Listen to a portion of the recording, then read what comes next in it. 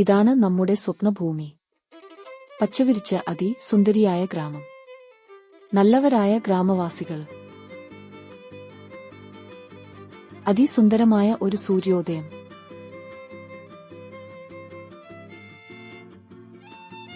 അകലെ നിന്നും ഒരു ബസിന്റെ ശബ്ദം കേൾക്കാം. അതാ അതിൽ നമ്മുടെ സുന്ദരേശൻ ചേട്ടൻ നിൽക്കുന്നു.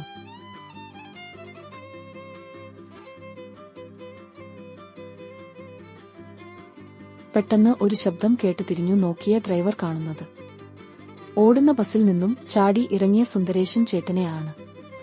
ബാലൻസ് നഷ്ടപ്പെട്ട സുന്ദരേശൻ ചേട്ടൻ ബസിന്റെ കൂടെ നിർത്താതെ ഓടുകയാണ്.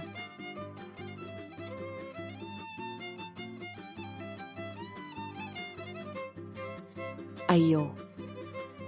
അതുകണ്ടോ ഒരാൾ ബസിൽ നിന്നും ഇറങ്ങി ഓടുന്നു. ലീല ചേച്ചി ചൂണ്ടിക്കാണിച്ചു.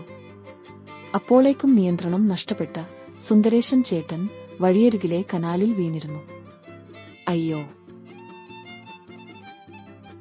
ബസ് നിർത്തി ആളുകൾ ഓടി വന്നു നോക്കുമ്പോൾ ഒഴുകിപ്പോകുന്ന മുണ്ടാണ് കാണുന്നത്.